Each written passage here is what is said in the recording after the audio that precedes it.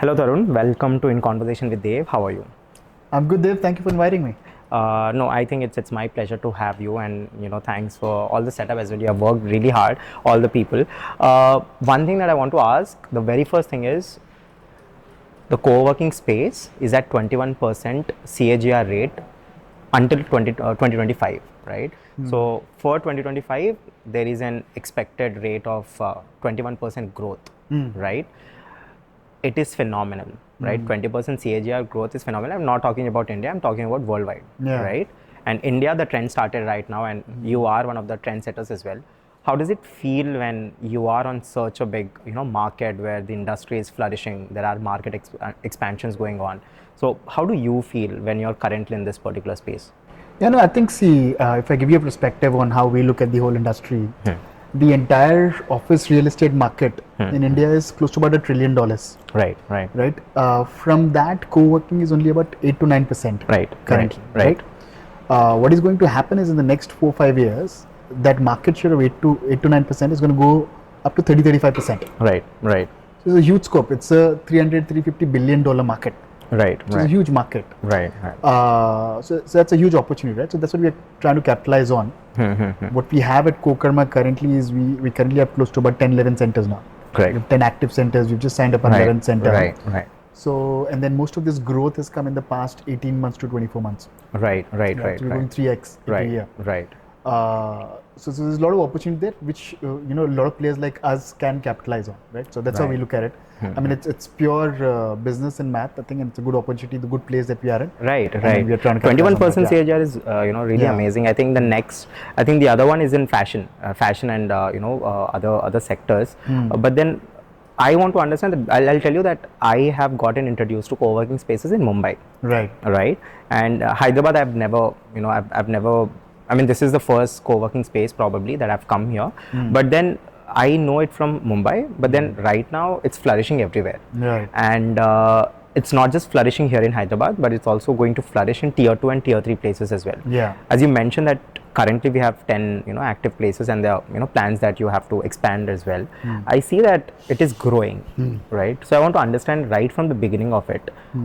How did you bring it to Hyderabad? Because Hyderabad was not of that culture. We all believed in traditional office spaces, right? But then the history of co-working space starts from New York, right? New York started San Francisco, and then it has come to India, and from India, Mumbai, and then now here in Hyderabad. So how did you start all of it, and where did you what was your introduction to co-working spaces? Right. So the first time when I ever saw co-working space was in Australia. Right. I used to work and live in Australia. I lived there for about 8 years. Lived in Melbourne. And previous to CoKarma, I was doing an edtech company. I was doing an edtech startup. Okay, great. Right. So when I was there, right, we used to go to startup events over there, and they used to happen in a co-working space. Right. This was 2013-14 that I'm talking about. So that was my first introduction to co-working spaces. I felt that it's a good business, and I had always wanted to come back to India and do something. Right. So we wanted to come back to India and do our edtech company. So when we came back, we were looking for an office space. Right. And then I said, okay, let's go out and look for co-working spaces. This was 2014-15 that I'm talking about. Right. And there was nothing available. Like people didn't know what a co-working space was. Correct. India especially, of course. India especially in Hyderabad. And Hyderabad, it was, I think it picked up now. Very now, but very, very new market at that time. Right. So it was that early. So what we did was I used to live in an area called Himayat Nagar. So, what I told my partner Ekta was, we'll start up a small 40-seater space, run our 4-5 people company from there, and rest of the space we'll give to other entrepreneurs that live around that area. So our hypothesis for starting a co-working space was, there are entrepreneurs that live around any locality, any dense locality that you take. There are people who would sort of, want to start businesses, or people who are looking for office spaces. Right. So if you start a small 40-seater space, we'll occupy some space, other spaces will be for other people. Correct. That's how CoKarma originally started. Right. It started from that. So it was more like a mitigation of cost for you. I think that's how it started. Not a mitigation of cost. It was just that, I mean, you can call it mitigation of cost if you look at it that way. Yeah. But it was just that how do we optimize the space that we have? Correct. So there was no any smaller space. I mean, if for pivoting. 4 or 5 people, it was no pivoting. Right. It was more. I mean, more like you knew what you're doing. Yeah, I know. I mean, we needed a space only for 4 or 5 people. Correct.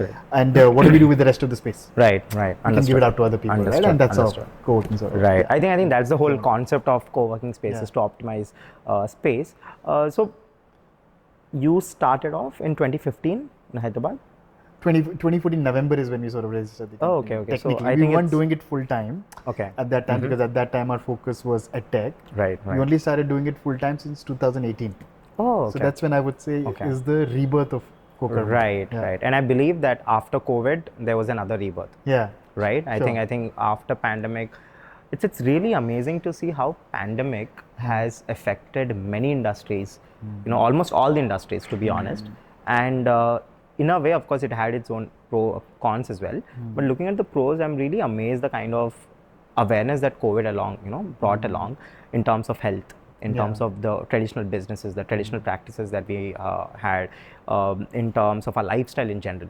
So post-COVID, I want to understand the scenario, but before that, I'd want to know the pre-scenario of it. Like when you started in 2018, how was the pre-scenario era, and then how was the post-COVID era? Pre and post. Okay. Yeah. So, see, when we were running that small 40-seater space, it was always going full. Okay. And we thought, why don't we just double the capacity and see how that goes? So we just increased the capacity to another 40 seats in the same building. Did you name back then in 2018 itself? 2014 is when we named it. Oh, you had CoKarma. Okay. In 2014 itself. And what was your company's name, the tech company's name? Tech company was Learn More.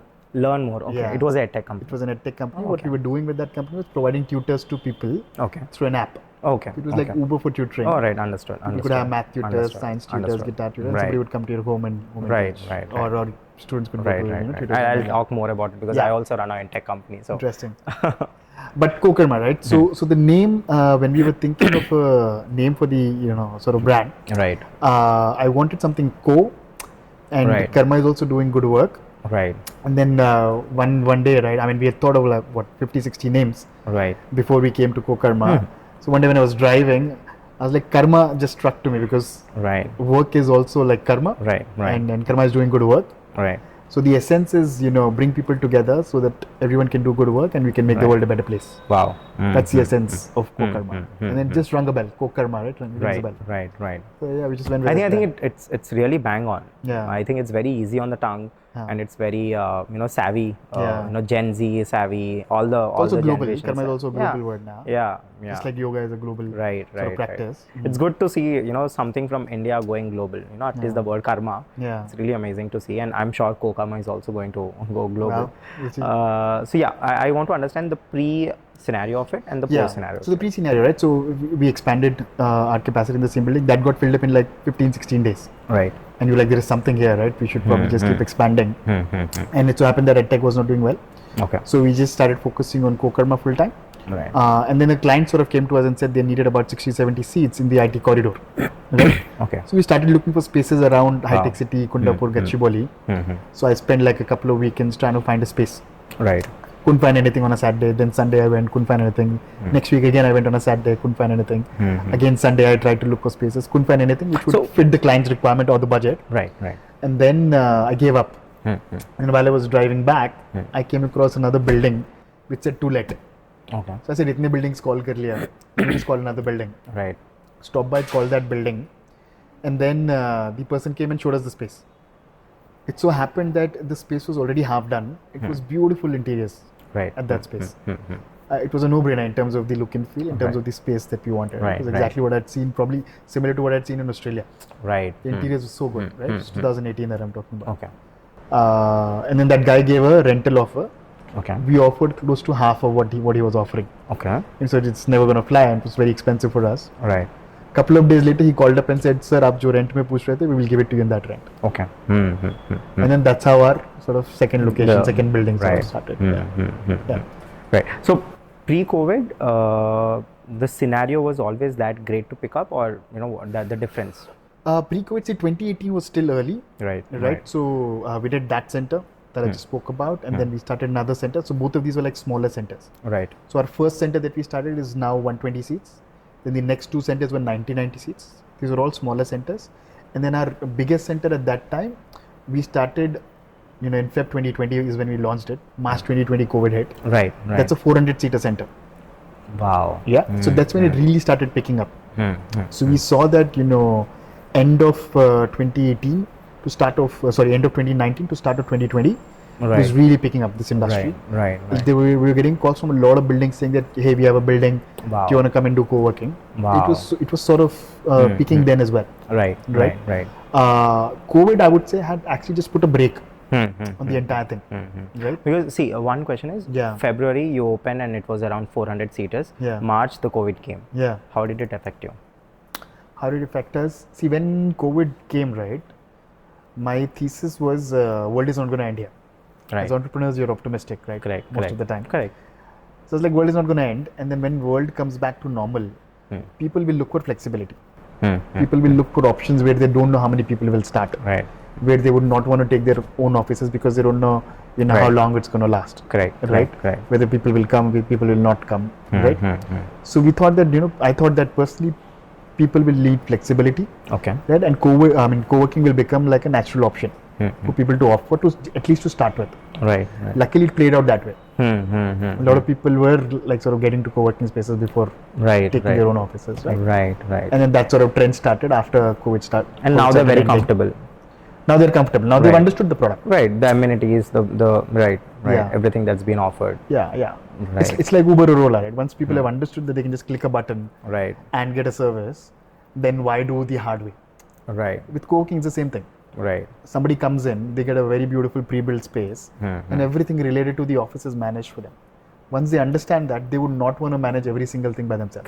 Correct. So I want to understand the traditional way of opening spaces, right? I'm sure you have opened your own space. So traditionally, as you mentioned, you had to go drive and look at different to-let places. You have to call and all that, and not very good luck in that way as well. So I want to understand how was traditional office searching look like, because I do not know, honestly. I'm this generation, everything is online. So but I want to understand how was then when you had to go to a space and talk to them, bargain, negotiate and all that, and there were no code of conduct as well, right? They're different, right?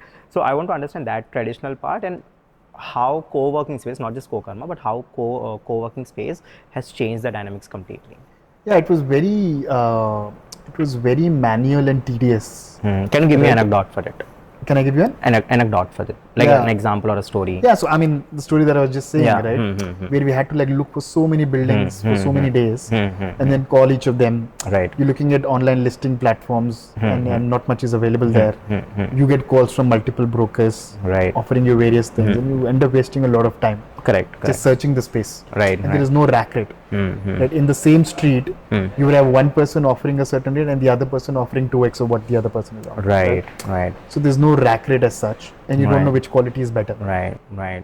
So that is a hassle. And the more desperate you are, the more the prices. More desperate that you are, They exploit, right. The other thing is, once you take up an office, like if I needed a space for like 30-40 people, I'm a startup, I need a space for 30-40 people, you would have to build up the entire infrastructure yourself. Right, so you have to do the interiors, find out an interior designer, spend a lot of money doing the interiors. So it's a lot of capex costs that I'll have to spend. Right. Then after the space is built, right, I have to manage everything myself. All the little bills, like the electricity I will have to pay. Right. If there's no coffee in the coffee machine, I get a call from my team. That coffee khatam ho gaya. If the Wi-Fi is down, then it's not the best experience. Housekeeping manage karna. Every little thing related to the office, I'll have to manage just to run a 30-40 people company. Right. So what co-working does is takes away all this hassle from you. Correct. Right. What it does is it gives you, co-working gives you firstly a rack rate. Right? It tells you what price you're getting from the day one. Right. You come in, you get a ready space. Correct. You get a space which is, you can see what is there. Correct. You can see a space for 30-40 people. You'll have like your manager cabin, you'll have like your conference rooms. You can see what amenities are available. Right. All that is available at the space for you to sort of understand what you're getting as a product. Then you can start the next day. You don't have to spend 3-4 months building the space. You can just say, okay, I like this space, I want to start tomorrow. You get started. And you pay only one bill. Right. Everything else is taken care in terms of the Right, office. right. And as a business owner, if I have a 30-40 people company, Right. my only focus will be looking at my business Correct. and looking Correct. at how I can grow that business. Right. Rather than worrying about the office. So all that headache of office is taken away. You know, now that I've spoken to you, I've got this epiphany. You know, you should actually start advertising CoKarma. I mean, I don't think CoKarma needs advertising. It's pretty famous now. But if at all you do, just, you know, you can use this line telling them, "आप अपना काम देखो, हम बाकी का देख लेंगे." You know, something like that. You just focus on your work, because as a CEO, you're not supposed to check whether the tea or the coffee maker is working or not.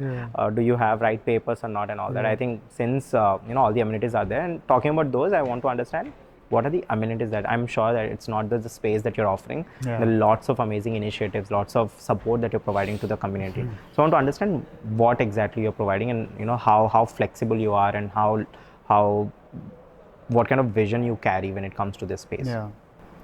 So see, we as CoKarma, right, our primary focus is, if an entrepreneur comes and takes up our space, our focus is to help them grow their business and whatever that enables, right? Right. So firstly, we solve their space problem. Correct. By giving them a beautiful space. Right. That's like a primary utility. Primary utility. Right. Secondly, what they get is they get a community of people that work around them on a daily basis. Correct. So they're not alone. If they have a problem, they can go to another entrepreneur and just sort of speak to them. Right. Or if they need a service, if they need like an HR service, then there is somebody in our community. If they need like an accounting service, then there is somebody in our community. Right? If they need like marketing services, then there are people at our spaces who are providing marketing services. Right. So all that is available within that community. So the support services available within our spaces. And then we host a lot of meetups and events. So what meetups and events do is they help you firstly get connected to successful people who would come to these events and talk about what they've done and how they've gone, how they've come where they are. And then a networking opportunity for people to like hire people to see, you know, if they can hire, if they can get co-founders in these sort of events, and then just sort of a learning opportunity. So in short, it is physical LinkedIn. Right? Sort of, yeah, because you're offering, I think, I'm giving you lots of catchphrases. LinkedIn pe mat aao, idhar aao. You know, because you know the kind of marketing I've mentioned. Your local LinkedIn. Yeah, your local LinkedIn. You have your own HR. I mean, HRs are here. You know, help them as well. The community that you can talk to, and you know, I think COVID has really played that well, because in the start of the COVID, it was all about online, but after the effects of COVID, after COVID has finally gone, I think now we are getting back to physical, but with lots more amenities that was not present, you know, in the past. In the past, if you want to network, you have to go to specific events, you have to go to, you know, have to attend, you have to sponsor certain events, etc., etc. But right now, I don't think any of it is, you know, any of it is necessary at today's date. You can just come to a co-working space, meet different people, you know, lobby, understand their strengths, weaknesses, and then, you know, you can work on that. Yeah, I think it's a perception that COVID has sort of enabled a lot of co-working, but I don't think personally that's the case. Because we used to do events and meetups pre-COVID as well. We had done like, and we used to partner with Ichai, Pushstart, a lot of other sort of Start, a lot of other good networks across India. Pre-COVID as well, 2019 as well, we did a lot of events. Now, you know, in Hyderabad, probably T-Hub does a lot of events. And then it's us and probably, you know, a couple of other co-working players who sort of do events, Just a very few players. We do close to about 55, 60, 70 events a year. Which gives an opportunity for people to sort of come together. But all of this was there in our vision as well. Correct. When we did our first space, of course. When we did our first space in 2014, 2015, it was a small space. And one of the things that Ekta, my, you know, co-founder and wife, used to talk about was we don't have an event space. So next space that we do, we will have an event space. So that was there as a part of our vision. All right. So I didn't know that your co-founder, I mean, your partner is also your life partner. We'll get there. But then I have just one last question regarding co-working space. You are connected to different communities. You mentioned Ichai. I've just seen it. I think I've seen it a week back. I really love the whole thing that's happening, and you know, I really believe that startup ecosystem, in terms of papers, when it's on the papers, it's very easy. But when you're actually starting a community, there are lots of challenges that you face, right? So I want to understand the community building part. How are you working, or how are you taking care of that community? So I think, see, community building is a lot to do with partnerships, right? You have to partner with the people who are doing it well. So what we do at CoKarma is we know that, you know, we are probably not experts at doing events, but somebody like an Ichai, right? Ichai is run by somebody called Jatin. He sits in Ahmedabad. Okay. And he runs ECHI network and events across India and globally as well. Right. So they are probably in about 15-20 countries now doing these events, and every city they have like local champions. So we partner with them, and then their local champion here is Charu, right? Right. So she hosts our events over here. Okay. At our spaces, and we do a monthly event with them called Demo Day. Okay.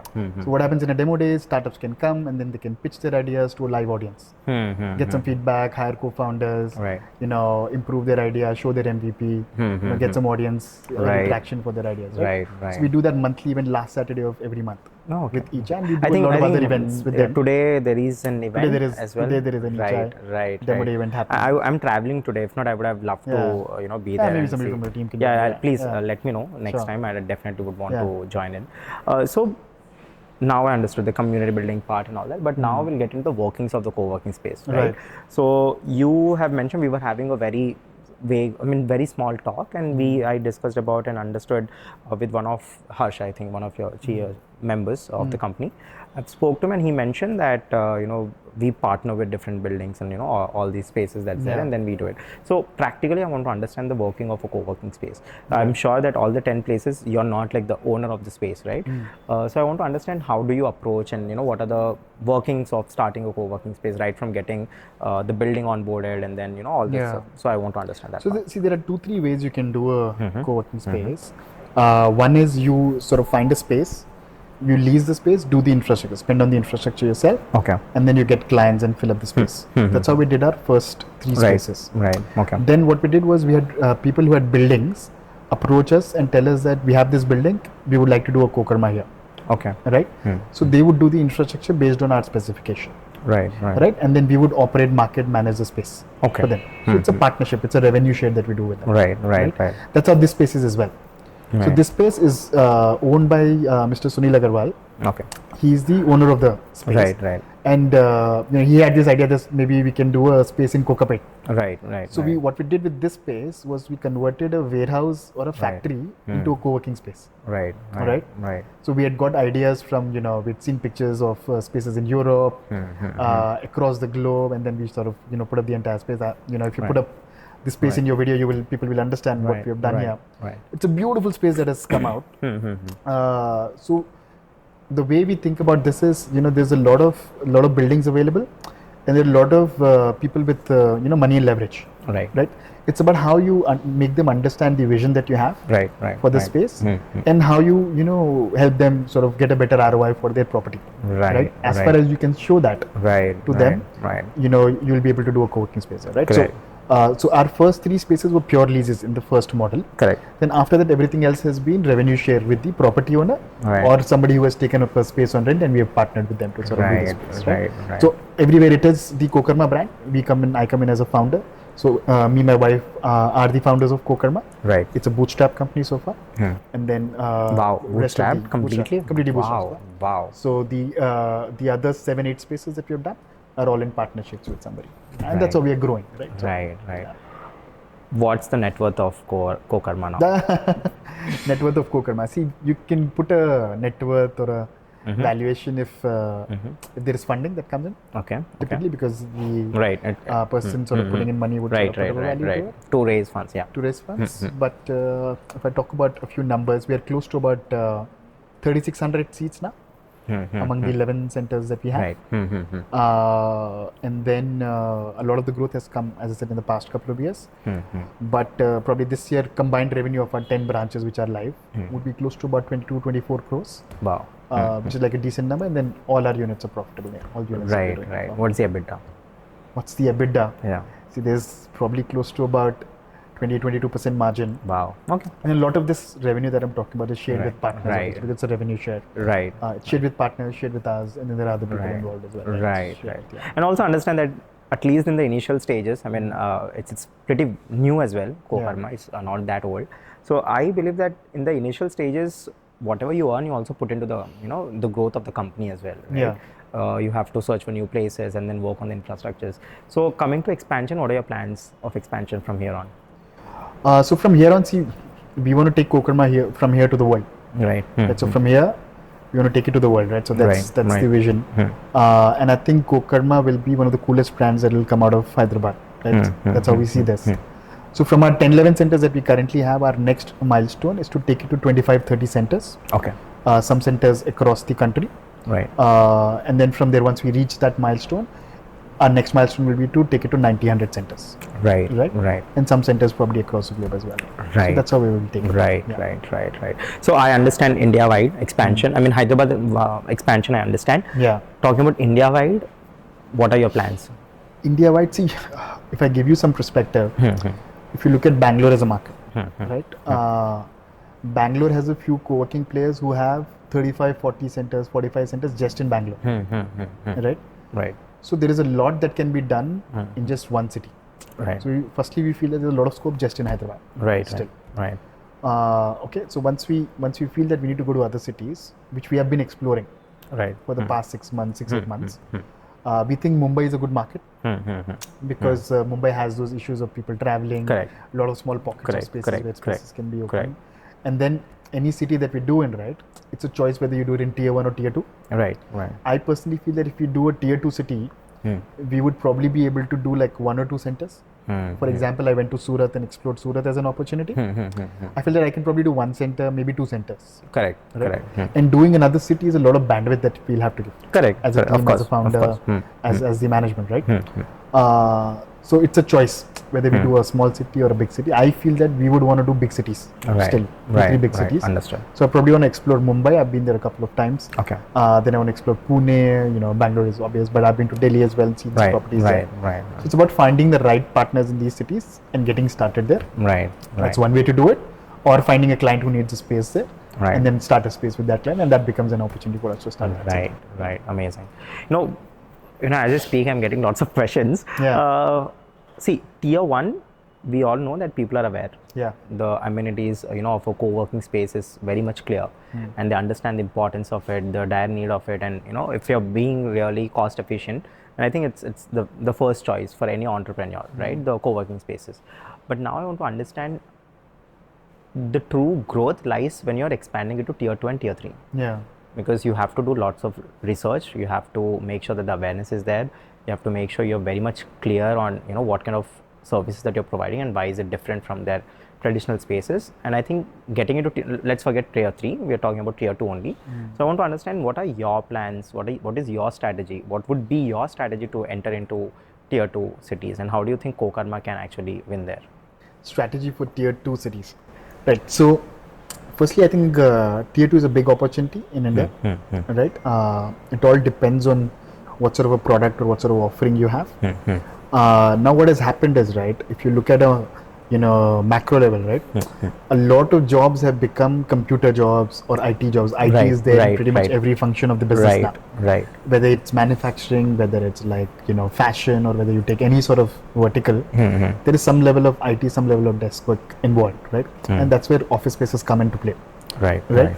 So I think tier 2 is an opportunity that way, right? Whether a city has a IT culture or not, there is a requirement for office spaces. How much requirement is there is the question. Right. So for example, a city like Indore, right? Indore is doing really well. Right. It's slowly becoming a hub in that part of India. Right. So probably there's an opportunity to do a few centers in Indore. Right. I said that I've been to Surat earlier. So Surat is probably an opportunity, right? We can do a few centers over there. But we as a brand would probably want to explore larger cities first before we get into tier 2 cities. Right. Yeah. Right. One question again is, how do you look at remote works now? Do you think CoKarma, or per se any other workspace or any other co-working space, is threatened by remote work or not? How do you look at that? Because there's this highest growth of remote works, and people are opting for remote works. No one wants to get into the hassle of certain things. But again, co-working spaces has their own amenities, has their own facilities. But I want to understand, is CoKarma threatened by it, or any other co-working spaces for that matter are threatened by remote works? I don't think so. The simple answer is no, because I think if you look at if you think about remote work, right, it also depends on what sort of a culture we have in India. And what sort of a house setup we have in India. Right. For example, when I used to live in Australia, I used to see remote work at that time. Correct. Right. 2011 to 14, we used to see people working from their homes and doing works for companies across the globe. Right. That whole freelancing culture had that remote work sort of an element to it. Right. But if you look at India, right, and Indian homes, our homes have a setup in a way where you don't have a desk space or an office space. Firstly, a lot of people live in joint families. Right. They have either their parents or brothers or other people living in their homes. Right. And then it works for some people, but a lot of people say that once you work from home, right, then there's a lot of other things that you get committed to, right? Right. You will have your wife saying sabzi jaake lana hai, or your husband will say look after the child today, right? So there are other elements that sort of come in play. Right. A lot of this is cultural nuances that we have. Right. That is one element. What has also happened is India is a lot of SMEs. Right. If you see remote work, right, currently what is happening in India, whatever remote work is happening is a function of larger companies. Right. MNCs. MNCs are struggling to call their employees back. Correct. So initially they called them 2 days a week, then they called them 3 days a week. Now they're saying come, all of you come to offices now and work from offices. I think now it's like MNCs, 15 days a week and half a month you have to be and half a month you should be. So it's a function of MNCs. Right. But majority of India is not MNCs. Correct. Majority of India is SMEs. And then in these SMEs, what is happening is if an owner says, come to office and work, then the employees are like sort of obligated to do that. Right. So a lot of that happens. These smaller companies, people are coming back to office, and that sort of helps co-working, right? So people need offices, people want to work. Right. So no matter what you have there, that's where the CAGR growth, right? That's where the growth. Yeah, that's where the whole growth is going. Comes, right. Also, if somebody's working remote, so for example, at this branch, right, we have a lot of people who live around this area are working from homes in MNCs. They find convenience at our space to come and work from here. Right. So that sort of benefits as well. Right. So. I believe right now you're in a space where risk is not too high. I think it's proven and tested. I don't think risk is very high. I believe. I think it's a good space for you now. Right now, I'm not talking about when you started, but I want to understand back then what were your challenges and risks. So I think risk, in terms of risk, I think there's always an element of risk because this is a very capital intensive industry. Right. And it only takes like 1 or 2 locations to go wrong for it to start affecting your business. Right. Any co-working space, right? So most of the co-working spaces that we have, there has been an investment of from let's say 2.5 crores, the new spaces that we have done, 2.5 crores to about 10-11 crores. Right? So there's a lot of investment that goes in each space. Right. So if 1 or 2 spaces go wrong, then it can sort of really impact your partners, you as a brand, right? So it can have an impact. So there's still a lot of risk. Okay. Back then as well, right? So when we were doing our first few spaces, we were just trying out. So that's why these smaller spaces became like an so to say MVP for us. Right? We could prove that we could get people and we could understand what are the nuances of the business, what are the products that people like. So for example, if I give you an example, when we first thought of co-working, we thought people would need like open desking. It'll be like a one large hall where people would work together. Right. But it so happened that our first client that came in, they told us that I don't need an open space. You build a cabin for me and give me. Right. And that's what we saw as a culture. Right. As we grew as well. People don't want open halls. People want private cabins for teams. Spaces where they can sit and take calls. Right. And then their privacy. Again, it's part of our culture as well that people don't want to sit with other people and work. They need like manager cabin or a boss cabin. So we learned as we sort of grew. Right. So that was the thing. I mean, earlier it was just smaller spaces which helped us understand how the business works, and then we could just expand to larger spaces when we were doing larger spaces. Yeah. Right. One thing I want to understand here is how do you do the marketing aspect of it? Because I'll tell you, co-working spaces is a need, right? We all need co-working spaces. When you have a certain budget, when you're looking to make sure that your company is flourishing, it's a need now, right? So I want to understand how does the marketing works. And I want to understand, can this be monopolized? Can CoKarma monopolize a market? Or what are the chances of CoKarma having the bigger chunk of the market? So how does that happen? Yeah, I think monopolizing co-working, I don't think that's possible. Okay. So to say, because it's such a big market. Right, of course. So it's not possible for one company to take the entire thing for 2 reasons. One is, as I said, because it's a large market. Right. Second is because it's not a tech product where everybody will be able to use it all at once. Right. Right. It's a business where you have to go location to location and you're present at that location, people in that location will come and take your space. Right. And then again, you have limited capacity. Right. So for example, this center has close to about 520 seats, right? Right. It's only about, we are only able to give 500 seats. Once we filled up the space, people need more space, then they have to go to another space and take it, right? Right. So we say that it's like a grocery business, right?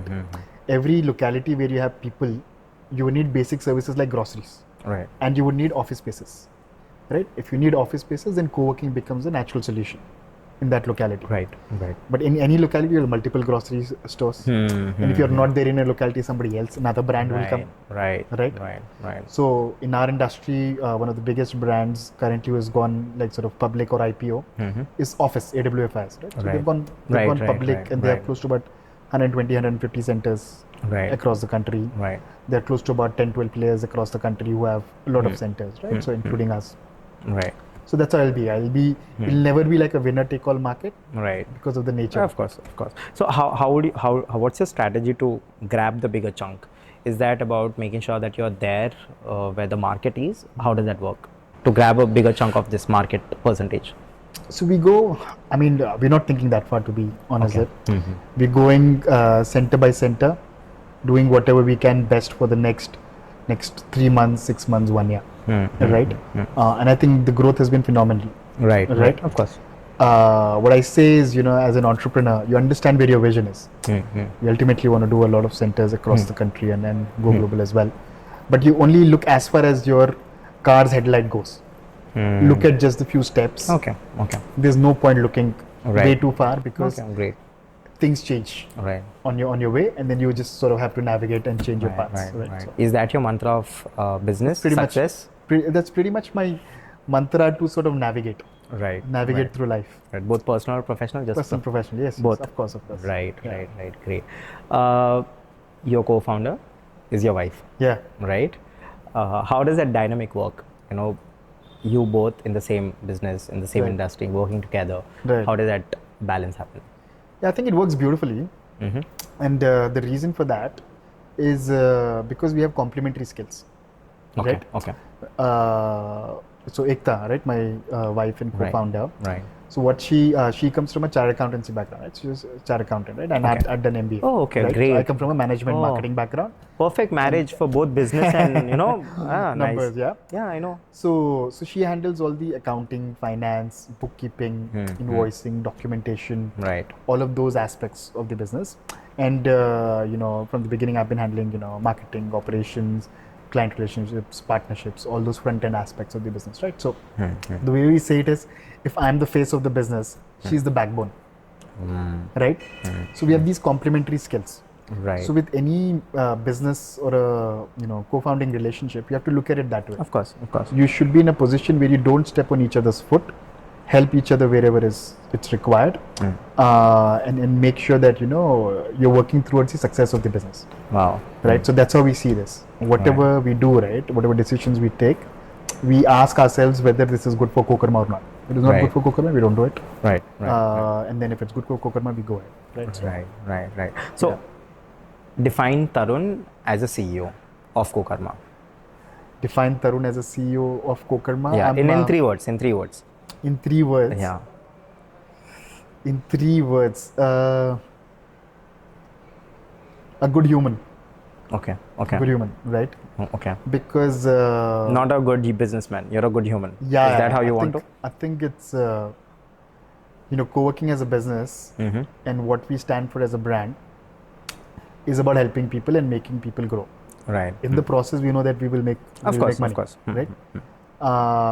But I had a very comfortable life and I lived in Australia. Right. I could have just done that all my life. The reason I came back is because I wanted to do something for our country, and business was a medium to do that. Right. So that's the mantra, right? So be a good person, and then in the process you will attract good people who would work with you. Right. And then when we're taking our members on board as well, right? You make sure that these are people who would fit in. If sometimes we get somebody who would not fit in with the entire ecosystem, sometimes say no as well. Right. So be around good people. We attract good people as our members as well. Right. And then once you have this bunch, right, we say that I personally say that it's not about the journey or the destination. It's about the company that you have. Right. You are among good company, then you'll have a decent life. Right? Life, live a life with good people around you. Right. Live a happy life, make a difference along the way. Right. And then everything else will get taken care of. Yeah. Right. Now, what has been, of course, you have had your own company as well, back then, before starting CoKarma. So, did it fail or did you stop? Like, what happened to the company, the EdTech company? EdTech company, it didn't work out. Okay. Because, as I said, what we were trying to do is we were trying to provide tutors. Tutors could go to people's home and sort of teach, or people could come to tutors' place and learn. It was all offline. And this was 2015, 16, 17 that I'm talking about. Right. And I think at that time, Byju's and Unacademy, Byju's was a big thing. So any investor that looked at us said that this is not Byju's. So maybe it'll not work because Byju's were all right. Online. It was this whole Byju's buzz. Secondly, I think there were a few factors. The business model had a few flaws, so we realized that later. Right. Probably there's a lot of leakages. Right? If we would connect a student and a tutor, they'd probably go out and do an offline transaction. Right? So we had those issues, which were hard to solve. Right. I think in a country like India, you can't solve that issue. Yeah, and then I also say that during that time, especially, if you're running a startup, if you want to raise funds, right? Probably Hyderabad is not the ecosystem. Right. No, 9 years back, no, definitely not. Yeah, 5-6 years back, yeah, 9 years, yeah. Right. So probably Bangalore was a better place. Go where the ecosystem is there, where you can where it gets easier for you to get funding and meet VCs and investors. Yeah. Right. What were your learnings? That was one of the these were all learnings. Right. Every startup sort of teaches you. CoKarma is my 4th startup, by the way. So really? EdTech was my 3rd startup. Oh, okay. I had a couple of startups before that as well. Okay. When I was in Australia. What were they? Okay. The first one. We'll talk about the first one because first is always special. First one after I finished my MBA, my university. So there we had a database called IBIS World. What that database did was it gave you all the information about every industry in Australia. Okay. So a student or a businessman or somebody could pick up that report. Right. Which would have A to Z. Okay. And take decisions about that accordingly. Industry. Oh, okay. It would say how big the industry is, who the major players are, what the trends have been. Okay. Right? You would understand everything pretty much about the industry by just one 50-60 page report. Right. Right? Okay. And then, it would have like probably, hundreds of industries for reports. A similar database for India didn't exist at that time. Okay. So we wanted to create that. Right. So we did a few reports, we did a few industry sort of analysis, and then it was doing really well. Our business model there at that time was to keep it free, keep the database free, and then earn through like Google ads or advertisements on the website. Okay. So we had a lot of views on the website coming. This is 2009-10 that I'm talking about. Wow. During that time, what was the traffic back then? Startup didn't exist. Right. What was the traffic back then to your website? Traffic back then, we would get like 120,000, 140,000. Wow. Per month, per day? Per month. Wow. It's good number. Yeah, decent number. Great unique. number. I mean, for 2009, great number. This was unique visitors that we would get. Yeah. And then a lot of our reports were sort of referenced in case studies. What was the company name? It's called Imagine More. Okay. Imagine More. Okay. And then we'd seen like students from ICFI or professors from ICFI had referenced in case studies. It was really, really good in terms of what it was doing as a business. But I think just the business model was a little bit tricky on how it earns money. And then our next startup also, my father is into a textile business. Right? He runs a starry retail store. Oh, great. That's in Gujarat? In Hyderabad. Oh, in Hyderabad. You're based out of Hyderabad? Based out of Hyderabad. Born and brought up here, lived here. Okay. Family has been here for about 200 years. Oh, wow. Yeah. So he was into the textile business, selling saris. I'd seen that business when I was really, really young. So my idea was to do a D2C company in 2012. Which means, somebody ordering a sari and then that getting manufactured and that getting shipped across the globe. Cooler. Way before Amazon was cooler. Amazon was cool in Australia during that time as well. Yeah. Okay. But D2C wasn't that cool. Right. You see D2C now. You're understanding what D2C is now. Right. So I think one, we were way too ahead of our time during that time. And then both these businesses I was trying to do from Australia. Right. But they were very like sort of, somebody had to have a presence in India. There's a couple of reasons, Right. But I think, every business sort of taught a lot, and then you learn a lot through this journey. Right. So with CoKarma, what are your learnings? Because it's not a business that's failing, it's completely flourishing. And there are two learnings that you get from two types of companies. One, which are growing. The second, which is not growing, right? So you have mentioned about all the companies that didn't grow and what you learned. And now I want to understand, what are you learning from CoKarma? What are your biggest learnings from CoKarma? Yeah, I think the biggest learning from CoKarma is, firstly, you should listen to what the market and your customers are telling you, right? You should be a good listener as a business owner or as an entrepreneur, Right. because the market and the customer is always right. Right. They'll tell you what's working, what's not working. Right. And What then they with want, what CoKarma, they we don't could want. see that people are liking the spaces, and they would say what sort of spaces they would want. You know, what is their expectation, right? So we always did that well. Right, We listened right. to them. We observed them. Right. Listening doesn't just come from them telling you. Of course, of You course. also observe how they're Right, behaving. right, Okay? right, right. So listen and watch your clients. Right. Second is have your numbers right. So any CoKarma location that we now do, we, after identifying the location, we go to an Excel and do our numbers Right. as to what our cost will be to build this place, what our day-to-day operations cost will Right. be, what our monthly cost will be, Right. and how, at what point we would start making profit in that unit, Right. and what occupancy would start making profits, right? Right. And then what those profits would look like, how the ROI will look like. Right? So Right. do all your numbers before you invest heavily into a business, or Right. commit yourselves for years, because once you commit, right, it's a lot of time, it's a lot of energy that you put in.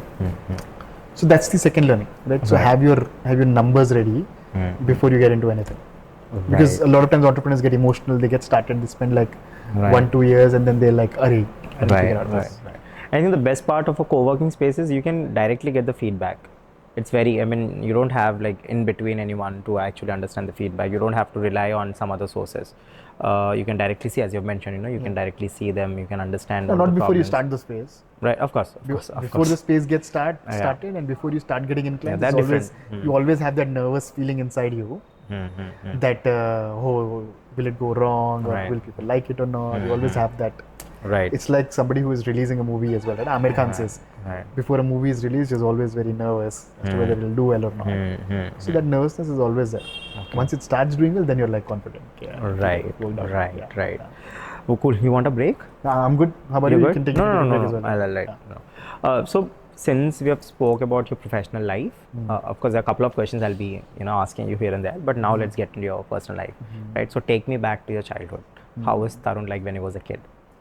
How was Tarun like when I was a kid? I was never great at school. Really? If I start from there. Oh, you all great CEOs, all visionaries are not doing well in school, or what? I don't think it's that. I think it's just that taking somebody who's very energetic and putting them in a classroom environment doesn't fit well. Right, right. That's how I was as well. I had a lot of energy all the time, and I wanted to be out and about. So that way I was a rebel from the start. And then I come from a typical Marwari sort of a background and family, right? So I'd seen people doing businesses, good and bad, successful, not so successful, right? So I'd been to my father's textile store from the age of 13-14, right? And I'd seen what sales is, how to read a client, how to present yourselves in front of clients, how to present your store in front of clients, right? So if I give you an example, right? An example that directly relates to CoKarma from that sari store, when customers used to come, right? What my father or people in the higher management used to do was switch on all the lights so that the space looks lit and presentable, whether there is somebody or not. Right? And then they used to say that if a store has people already in it buying, that would attract more people, that would make other people curious. There are people already there. Right. Let's see what is available here. Right. So customers attract customers. Right. Right. So now at CoKarma, what we do is, as a SOP, what is there with our team is, if you know that there is a visit happening, make sure all the lights at the center are on. Make sure it looks bright, make sure it looks presentable. Right. Right. And then initial days, right, make sure that you fill up really fast with a few people at least, because having a few people at the space will give confidence for other people to come in and sort of join. Right. So I saw my father doing that business, had a lot of learnings there.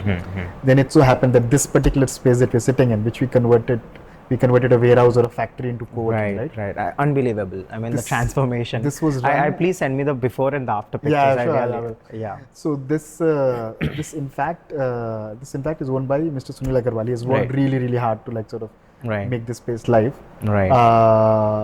he happens to be my uncle. Right. And when he was running this factory in 2000, in 99, in 2000, 2002, 3, right? I'd come for internship Okay. to work with him Okay. in Great. the dal mill.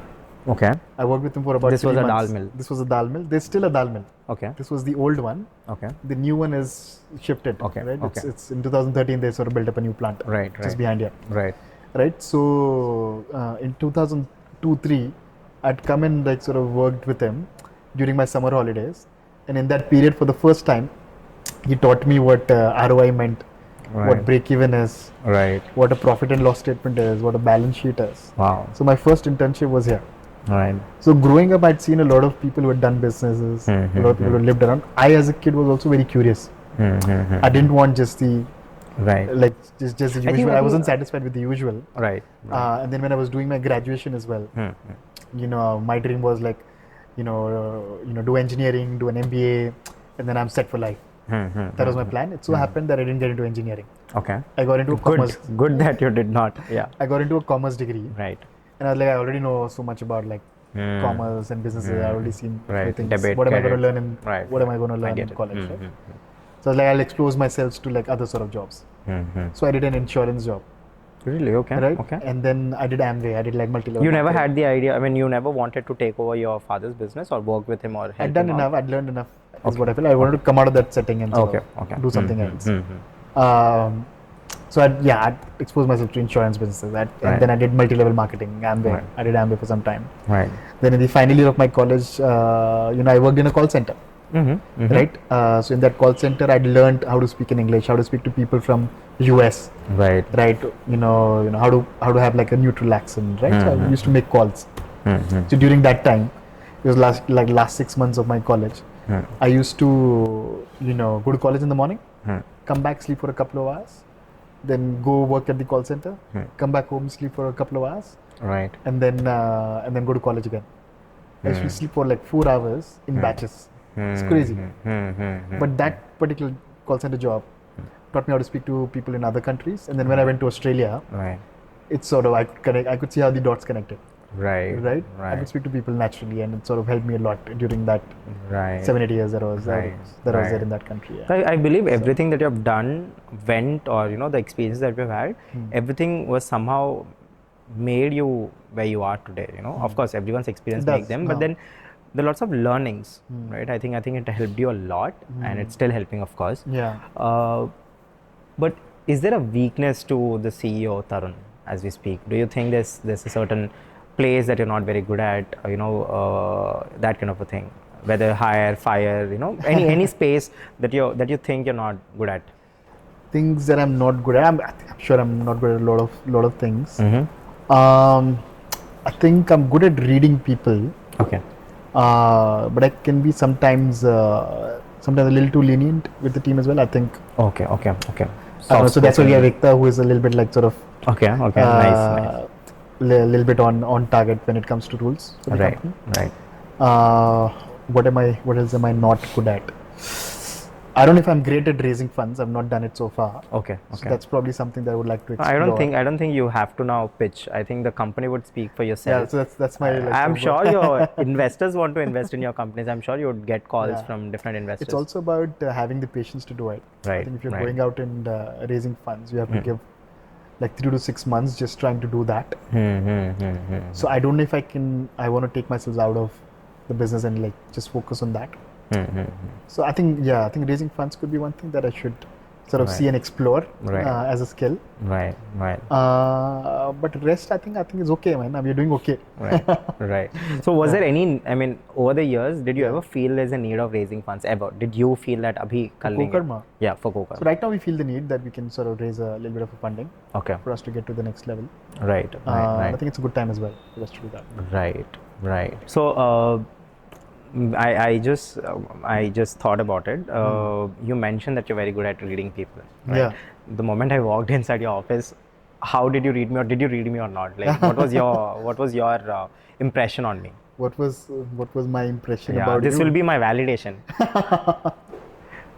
I think I think I told you this before. You were sold even before you sort of stepped in. Right, right. Because I like people who sort of put in a lot of effort in their craft. Right. And then with the way I looked at your channel, it looked like a very professional channel. And then you have come in with a lot of professional setup, in terms of lights, in terms of team that you have, in terms of the camera and equipment that you have. Right. So that was my first impression, that these are like professional people that I'm working with. Right, right. And everyone's different, man. I mean, Correct. you're a young chap, right? So you look like a young chap. So how old are you, if I can ask you, please? how am I? 37. 37. Yeah. Right. And you're married. You have a kid. Yeah. Right. Girl, boy. Boy, I have one boy who's 5 years old. Yeah. Oh, 5 years old. Yeah. Oh, great, great. So when did you get married? It's been 10 years to 2014. Oh, great. Nice, nice. So now we'll get into your personal stuff. Don't mind me if I. So how's marriage like to you? What was your, before getting married, what was your views on getting married and all that? And now how is it? Views on getting married. I think it's about finding a partner, right? Finding the right partner who you would want to spend your rest of your life with, right? Right, right. And it's also one of the most important decisions somebody would take. So I got lucky that way. Okay. My marriage was an arranged marriage, right? So that's why I say I got lucky.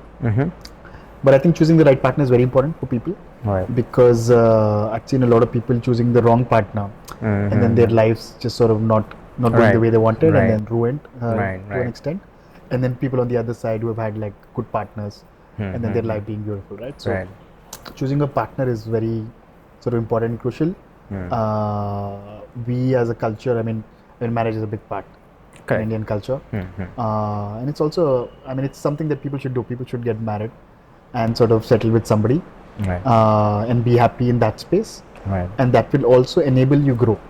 Correct. Right? If you are somebody who is not settled in your personal life and is always in lookout, and then that space is sort of not taken care, then you will struggle in your work as well, is what I think. That's how I saw marriage at that time as well. Right. That I wanted this part to be settled so that I can also focus on my work. Right. Right. How many points would you give yourself as a businessman? As a businessman, how many points would I give myself? Out of 10. Out of 10. Yeah. I think I do well. I think I would give myself a strong 9.5 on 10. Why the 0.5? Why the 0.5? Yeah, always room missing. for improvement. Right. Always room for improvement. And Now I'm getting into something interesting. That's why I asked. Okay. So how much would you rate as a husband? As a husband? Yeah, out of 10. As a husband, I think a strong 9. Okay. I don't think I'm a bad husband. I think I'm pretty chill. Right. But you should ask my wife as to how much she rates me. I should. I did not know actually you have a co-founder. If not, I would have asked both of them, both of you to be here. Okay. We'll do it very soon, maybe one day. It would be a very fun conversation. As a father, right? As a father? Yeah. As a father, I would give myself 10 on 10 probably. Right. Yeah. Right.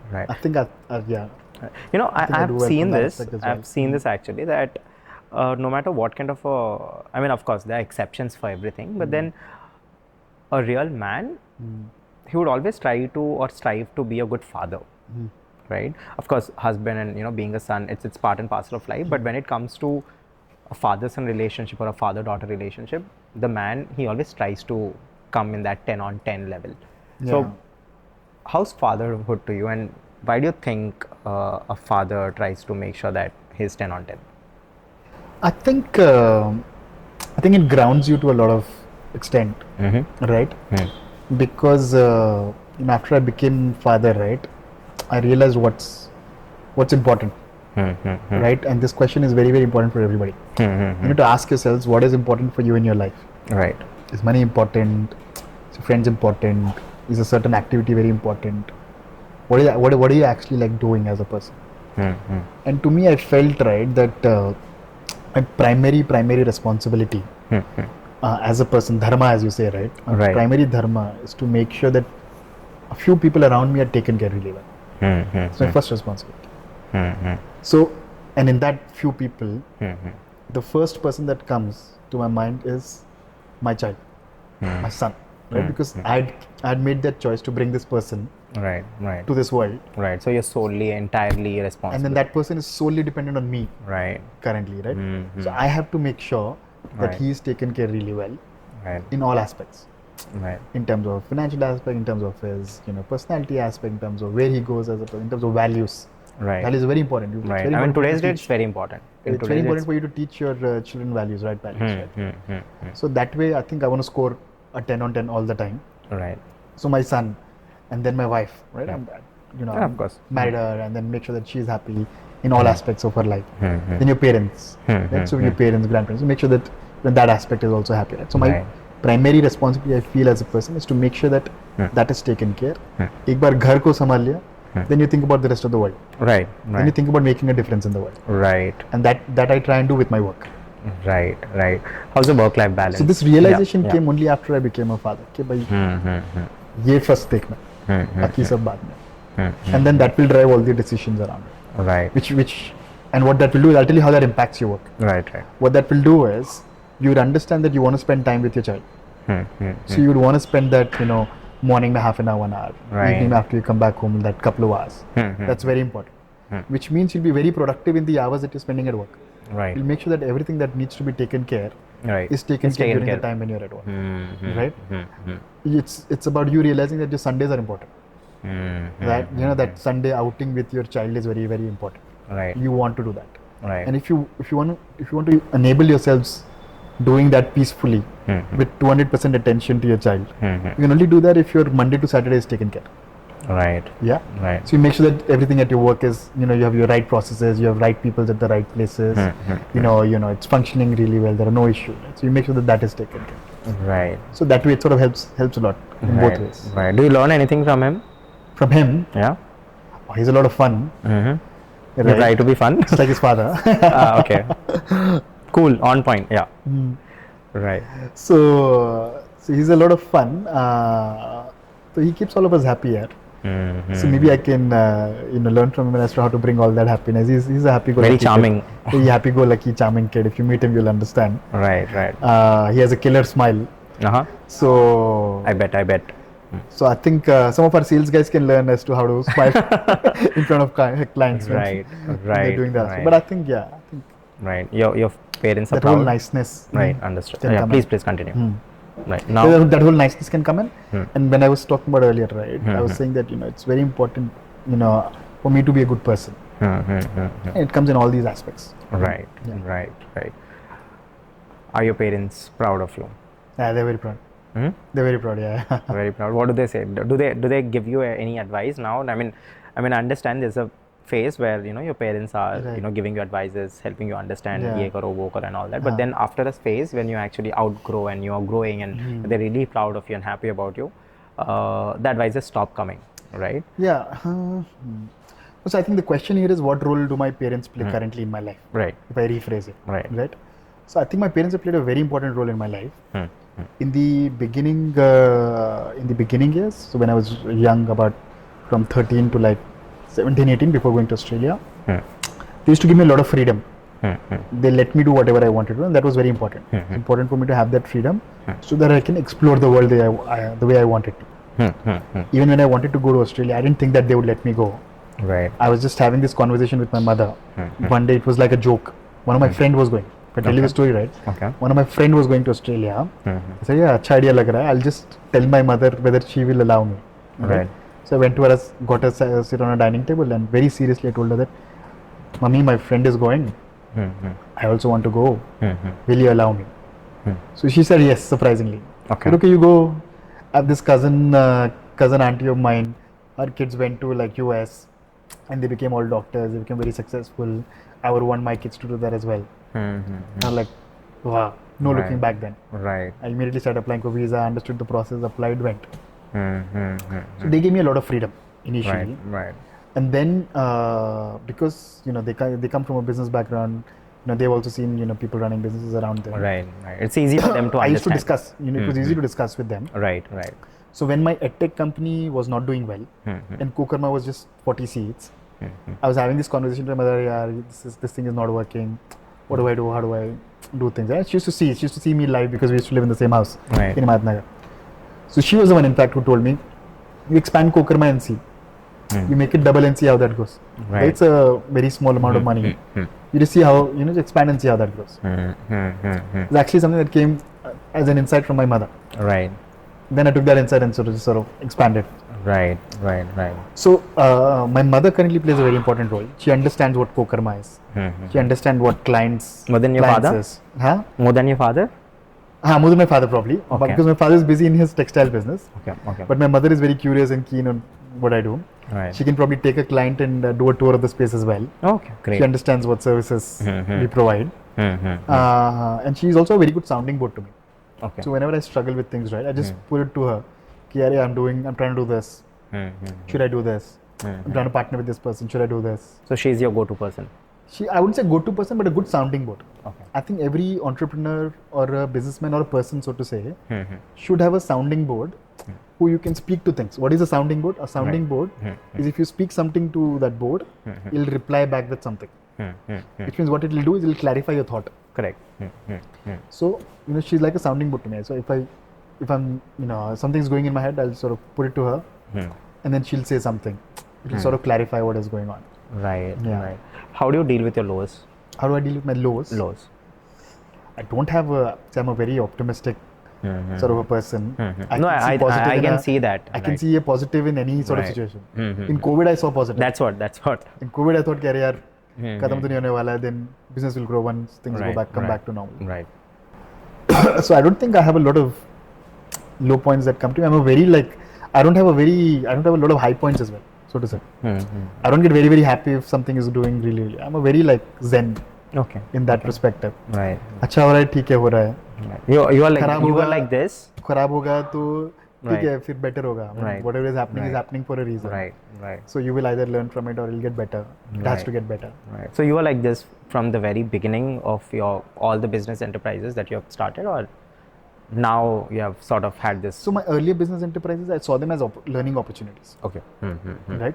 And this is what I would advise to a lot of young people. A lot of people sort of want success very fast. Right.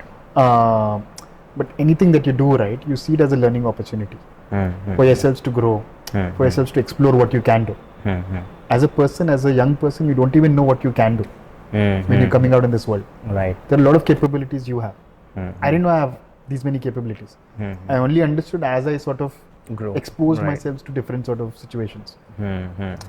So my earlier businesses were all of those, I saw them as learning opportunities. They were all stepping stones.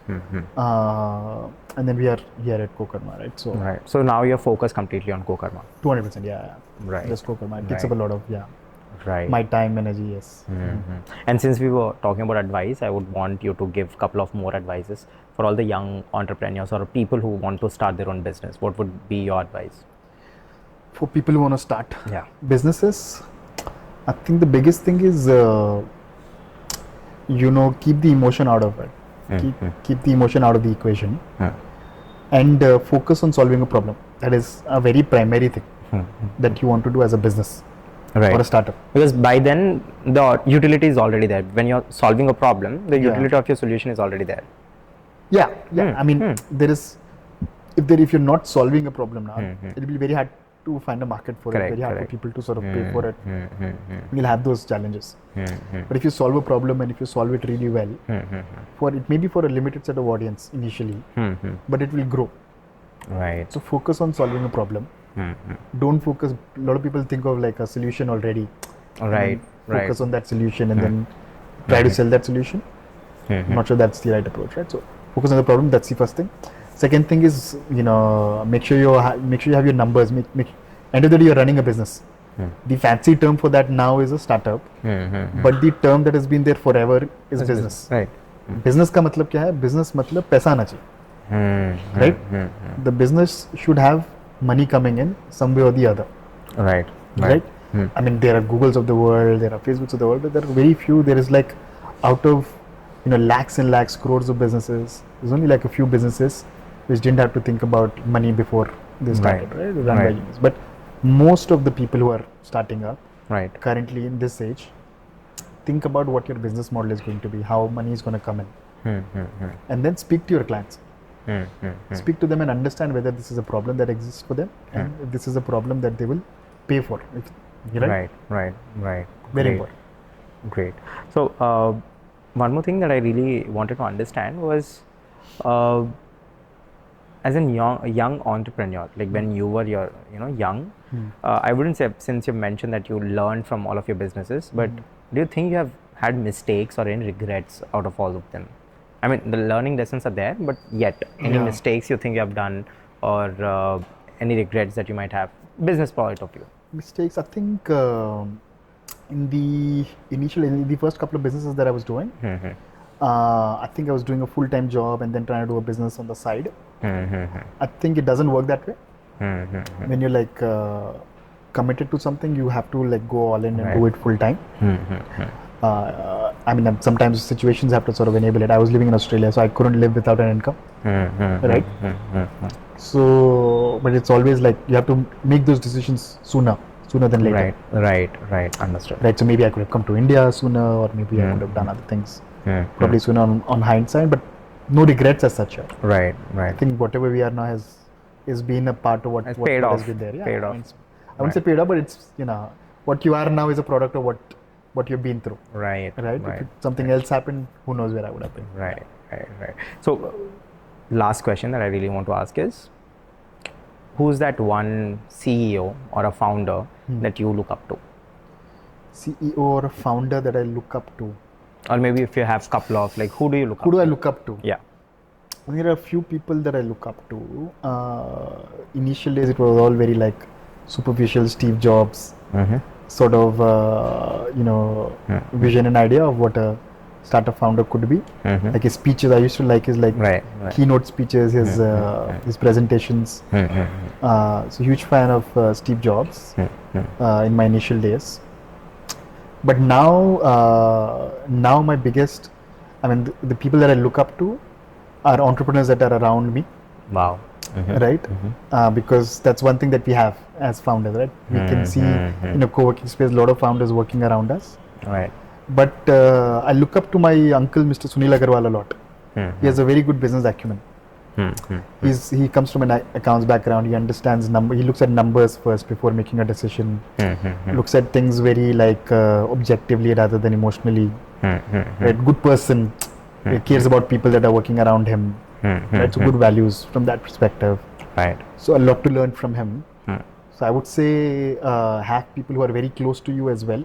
To see what the real person is, and then have a figure like Steve Jobs as well that you can just sort of look up to from far as well. Right. So from here on, how's the journey of CoKarma like? From here on, what's CoKarma going to look like? What are you going to do? Like, what are your vision and mission, and basically what do you want to, or how do you want to take CoKarma from here? I think we're in a very good place. Firstly, we have done well in terms of building a brand in Hyderabad. There's an opportunity for us to become a brand in India, and I think we've got a very good name. I think we've got a very good ethos in terms of how we run our company, how we run our social media, how we have our teams, right? How we build our spaces as well. Our spaces are really, really beautiful and cool. So design is something that is. No, I'll showcase some of the pictures. I mean, some of the pictures of this space. The design of these spaces is really unique, really good. Right. So I think some of these things we do really, really well. Right. And we can take this to the rest of the country as well. All these learnings, right? So that's one thing that we will do. We will grow from these 10, 11 centers that we have to about 8,500 centers, and then it can be one of the coolest brands that comes out of the city. So once we are satisfied with what we have done in India, then maybe we will take it global as well. It can easily become a very large company, of course, which is done really, really well. And we want to enable that for the company and for the people who have helped us get here. And I think we will do it. And personally, what is it for Tarun from here on? What is it for Tarun from here on? I think a lot of people think that we make our businesses, or a lot of people can think that I made CoKarma, or Ekta and I made CoKarma, but it's not like that. It's the work that makes you. Right? It's the work that puts you in situations where you learn, where you evolve as a person. And then you become better every day. Right. So I think that's what CoKarma does to me. It sort of keeps making me better as a person, as a CEO, as a business owner. So that will keep happening. And then on a personal front, I think I think the idea is to like give back in whatever way I can. Right. So building these products, right? Building CoKarma.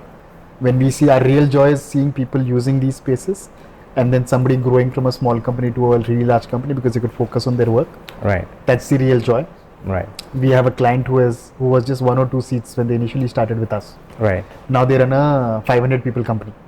Wow. Right. So 250 of them work out of CoKarma. Wow. Right. Wow. So that's the real joy in seeing businesses grow. Right.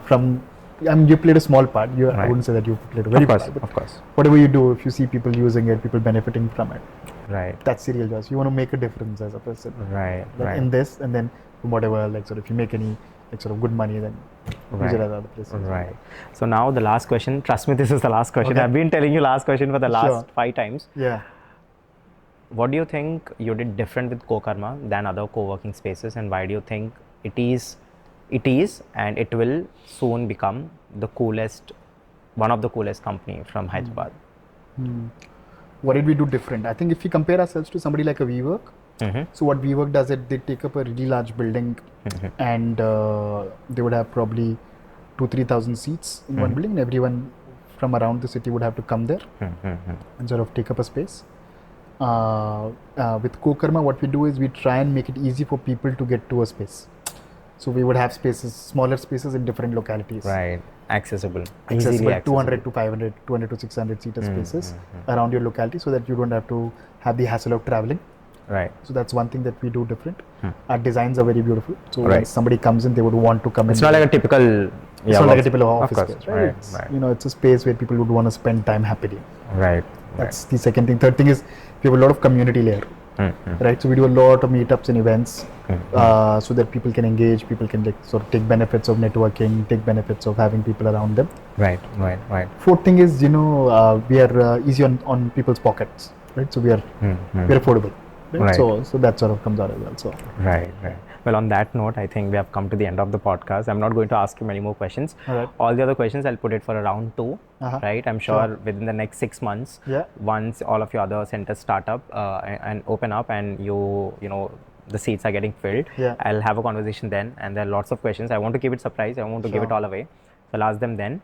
Until then, all the best, and I hope whatever you're doing, of course it's doing really well, but I want you to expand and be much bigger, so that one day I can tell that I have podcasted, or I've had him as a guest. I can show off. You'll grow big as well. No. I just want to. You'll be the Rajsamani of Hyderabad. What do you worry? Yeah. Oh, thank you. Well, on that note, I think it was great talking to you. It was great meeting you in person, and.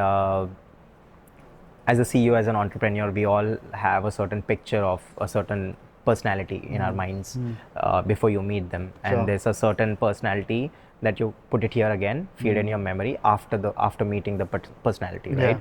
But trust me on this, the before personality was way smaller than the current personality that I'm talking to. So I think it is great meeting. It was great. I'm not telling you just because you're on the podcast, but it was great, and your humility speaks for yourself. The kind of grounding that you have, and one thing that I've noticed is you have a keen observation skill, right? You have a very keen observation skill, and probably, if you do not know this, but I think that is what working for co-working, for CoKarma as well. If you did not have that in the list, please have that in the list. I think you have a great knack for observation. I think that's what keeping you ahead. And I'm sure it will definitely keep that, and of course you'd grow. And on that note, I think we'll end the podcast. But before we end, so one thing, the USP of our podcast is not just us sitting on the couch. I want us to go out and do certain impactful thing as well. So it can be as simple as feeding underprivileged children, or going to an old age home because now it's winter, distribute some blankets, or going to school, volunteer 1 hour of time or 2 hours and teach kids something that you're really passionate about, or in terms of anything, personality development. So I have couple of days I've mentioned, or feeding stray dogs. So you choose what do you think you will perform with me. So we'll both have to go to a place, and we'll have to do it together. Acha. Yeah. So I think something that we have done in the past, we can do that. What we had done is, this is winter, colder weather. Right. So you would go out and distribute blankets to people who are sort of sleeping on streets, homeless and underprivileged, underprivileged people. Right. So we can do something like that if you. Right. So that would be your dare. I don't think it's really a dare. It's just being No, nice. but that's a dare for us done. because Yeah, cool. we'll do it together. Sure. Great. So All right. one day we'll meet again. Okay. And Wonderful. whenever you're free, whenever I'm free, let us know, and work out a we'll time to just do go this. and we'll. Good stuff. distribute Good the that you time. have this as a part of your Thank show you. as well. Thank you. On that note, this is the official end. Thanks Okay. a lot. Thanks Wonderful. for having us. Thanks for inviting me, man. This was great. Yeah. Okay. Wonderful. Okay.